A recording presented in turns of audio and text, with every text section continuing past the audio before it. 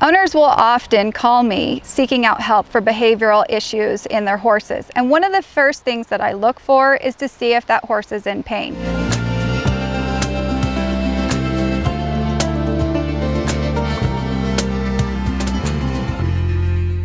Hi there, I'm Sam. My horse training business is Alternative Horsemanship with Samantha Harvey.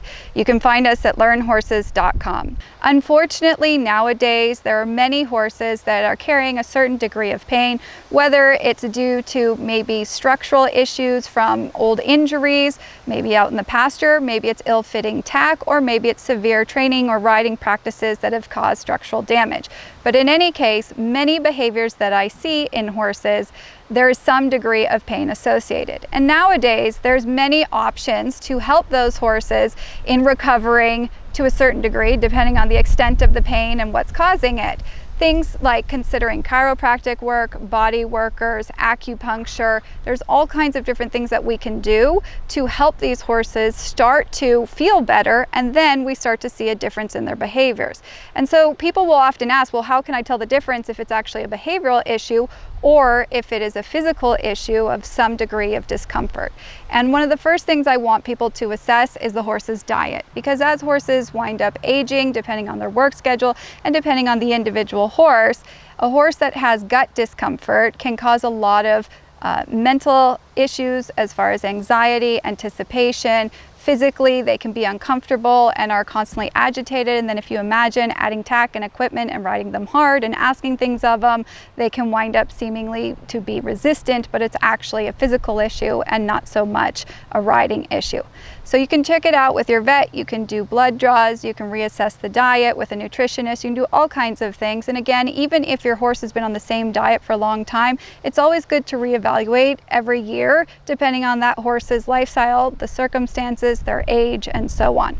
Something else to check in with is, what is your tack fit? More times than not, most people that I meet have ill-fitting tack and equipment, or perhaps they aren't using it correctly, and so it winds up causing bodily discomfort to the horse. And so things like pulling out the saddle and the horse starts stepping away, and we think it's a saddling issue, not realizing that the horse is actually telling us that the saddle is causing physical pain.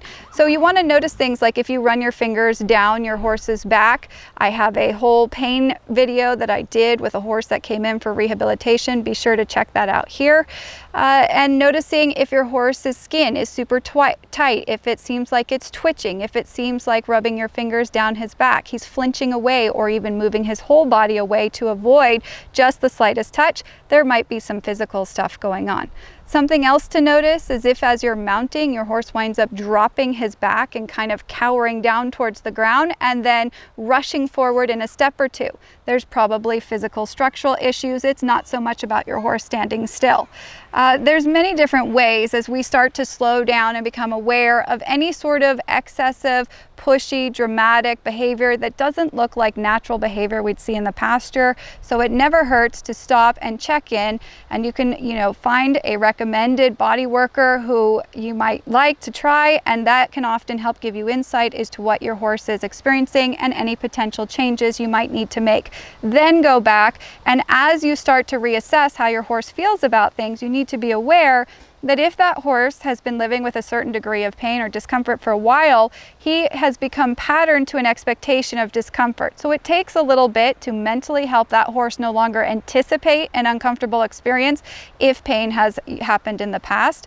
And then you can start to see changes in the behavior and how he is or isn't responding to whatever you're asking of him. If you like what you saw today, be sure to check out all the links below, as there's a variety of ways to get in touch with me, from the video catalog to locals.com, so you get live stream content and personal one-on-one discussions. My remote horse coaching video catalog has over 165 videos that include rider mindset webinars, understanding horse behavior, improving rider confidence, dealing with the fearful and reactive horse, and many other everyday topics that many equine enthusiasts struggle with.